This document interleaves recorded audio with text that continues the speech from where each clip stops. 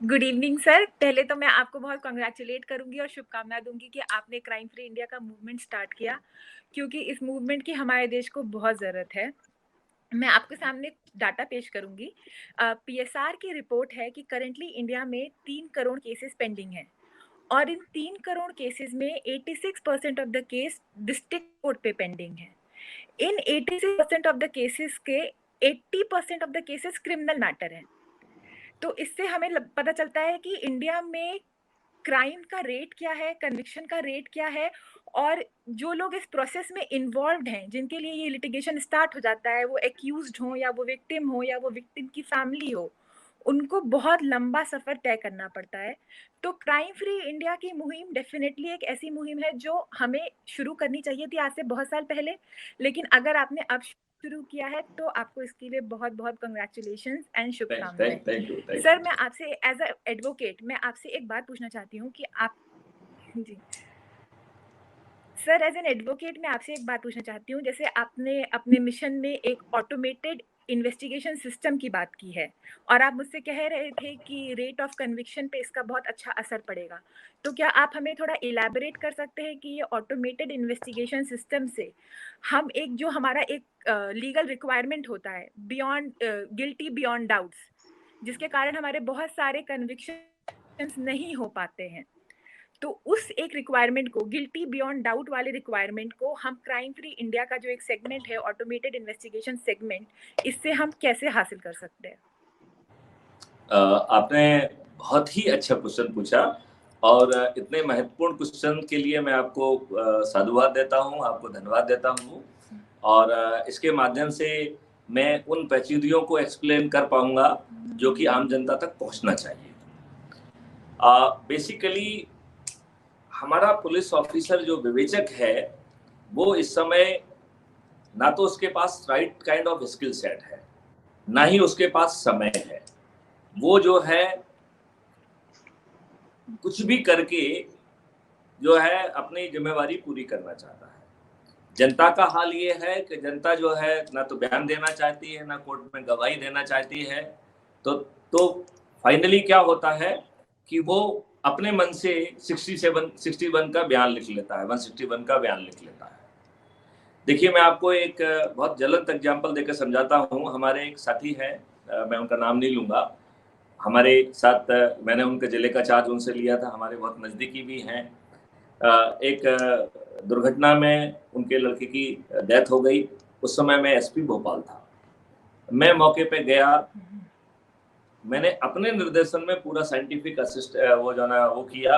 Doctor Satpathy जो हमारे साथ थे वो भी वहाँ मौके पे आए। हमारे डॉक्टर हर्ष शर्मा हैं जो कि अभी डायरेक्टर एफएसएल हैं मध्य प्रदेश में, वो हमारे एसएसओ थे, वो भी मौके पे आए और हमने लॉकहार्ट प्रिंसिपल, ढेर सारे प्रिंसिपल्स को यूज करते हुए बहुत सारे एविडेंसेस जो इकट्ठा किए, ठीक है ना।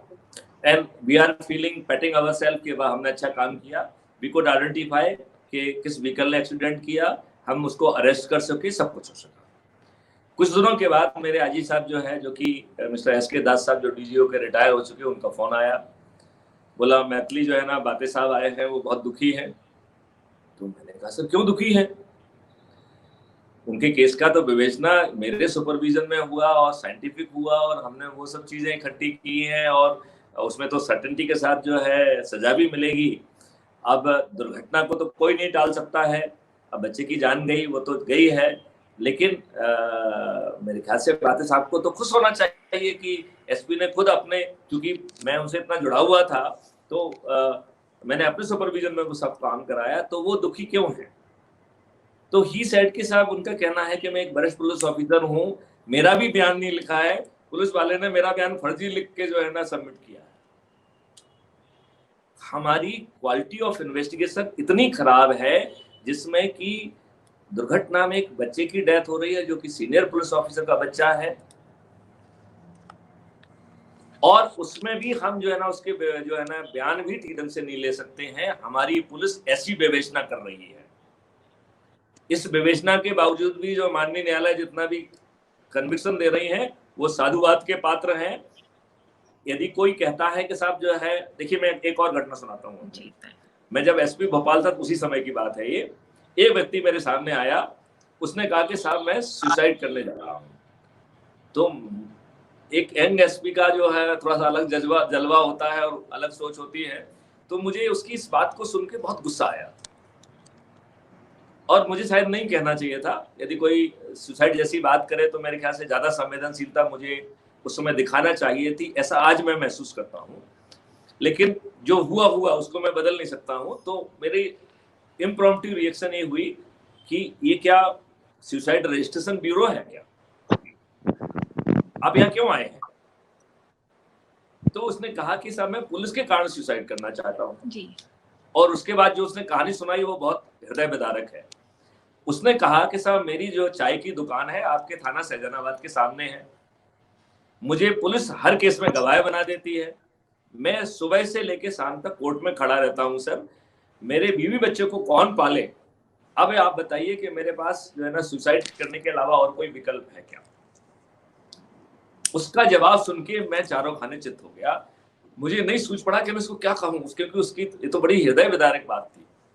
मैंने उससे कहा देखो बेटे, जो कुछ हुआ वो हुआ, उसको बदलने की क्षमता मुझ में भी नहीं है, लेकिन मैं आज आपको से आश्वस्त करता हूं कि अब आपको किसी भी केस में गवाह नहीं बनाया जाएगा, जहां तू सही में भी गवाह होगा वहां भी नहीं बनाया जाएगा, ये मैं तुझे अभयदान देता हूं। तो हमारी पुलिस ये कर रही है, हम जो है रूट कॉजेज में नहीं जा रहे हैं। As a leader of the police force we are not supervising crime properly.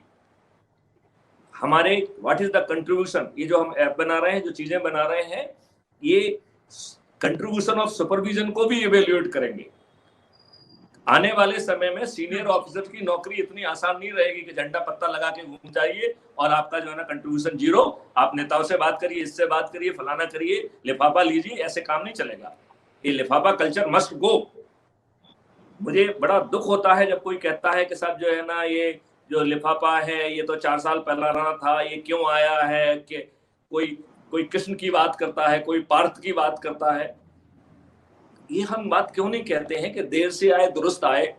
जो कोई भी लिफाफा ले रहा है, हम इतने स्ट्रिंग ऑपरेशन करें कि लिफाफा लेना अपने आप में बंद हो जाए। जब तक हम जो है इतना एग्रेसिव काम नहीं करेंगे तो आने वाले समय में वैसे भी लिफाफा लेना इतना आसान नहीं होगा।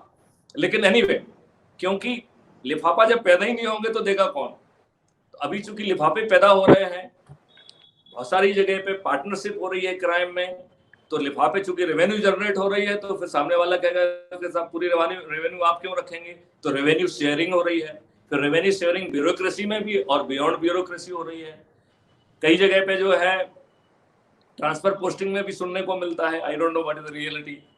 तो यदि कोई व्यक्ति अपनी पोस्टिंग पैसे देके कराएगा तो उसके लिए it will become a business, then he has to talk in terms of as a smart businessman return on investment. फिर अब उसको बहुत प्रॉब्लम है, यदि उसकी पोस्टिंग जो है ना पैसे लेके हुई है तो उसको कंटिन्यूएशन का भी अमाउंट देना पड़ेगा, फिर जब उसका ट्रांसफर हो जाएगा तो दोबारा पोस्टिंग के लिए भी चाहिए। तो ये विशियस सर्कल चारों तरफ से घेर रहा है। हम इस विशियस सर्कल के सामने अपने आप को मजबूर पेश ना करें। इस समय हो गया है कि हम आपको सक्षम पेश करें। ये डेमोक्रेसी है, यदि ये दूसरे तरीके से डुएबल है तो उस तरीके से इसे पेश आना ही चाहिए। हम सब लोग जो है ना अपनी लाचारी पेश ना करें। इसमें लाचारी में हम लोग लालची हैं, हम लोग मक्कार हैं, हम लोग धूर्त हैं। यदि हम धूर्त नहीं होते, क्योंकि हम वो कहने का साहस नहीं कर पा रहे हैं। मैं बिना नाम लिए कहता हूं कि जब मैं एडिशनल डीजी एडम था, कुछ लोगों का ट्रांसफर होना था, तो कोई आया मेरे पास के साथ ये ट्रांसफर नहीं हुए हैं, सीएम साहब थोड़ा सा इसमें रुचि रख रहे हैं। तो मैंने कहा कि साहब इनका ये रिकॉर्ड है, जरा सीएम साहब को दिखा दो जाके।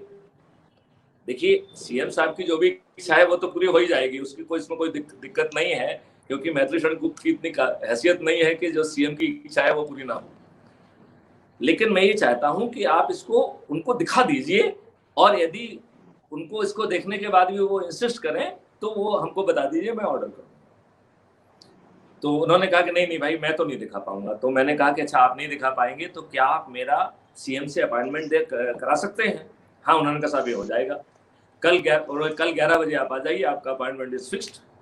अब मैं सीएम साहब के सामने गया, मैंने कहा साहब देखिए आप जो चाहेंगे, आई स्टार्टेड विद दिस, आप जो चाहेंगे वही होगा, लेकिन ये मेरा दायित्व पदी दायित्व है कि मैं आपको बताऊं कि ये गलत संदेश जाएगा, इनका ये रिकॉर्ड है, ये वो इनका वो है, आप इसको एक बार नजर डाल दीजिए और आप जो कहेंगे वही होगा। अब सीएम साहब ने मेरी बिना लिस्ट को देखे उन्होंने कहा नहीं नहीं नहीं नहीं नहीं नहीं, आपको जो ठीक लगता है वो करिए। तो मैंने कहा साहब जो 8 लोग हैं इनमें से 2 लोग ऐसे हैं जो कि बॉर्डर एरिया में आते हैं, यदि इनको पोस्ट भी कर देंगे तो कोई गलत संदेश नहीं जाएगा। मैं माननीय मुख्यमंत्री जी को शायद धन्यवाद देता हूं, उन्होंने कहा कि नहीं नहीं ठीक है, फिर आप 2 को कर दीजिए और 6 को आप कर दीजिए। इसका मतलब ये है कि हम लोग सिर्फ प्रसन्न करने के लिए ऐसी बात करते हैं। यदि हम जिम्मेवारी के साथ राजनीतिक नेतृत्व के पास चीज ले जाएंगे तो राजनीतिक नेतृत्व आपकी बात मानेगा। इस बारे में हम बड़े जोर से बात कहते हैं कि लोग कहते हैं दुल्हन वही जो पिया मन भाई। मैं ये कहता हूं कि अब समय आ गया है कि दुल्हन वही नहीं होना चाहिए जो कि पिया को भाए, दुल्हन वही अच्छी होना चाहिए जो सुसंस्कृत हो, जो कि आचारवान हो, जो कि घर को संभाल के रखे, जो बच्चों को अच्छे ढंग से संभाले। ऐसी दुल्हन जो है ना चाहिए।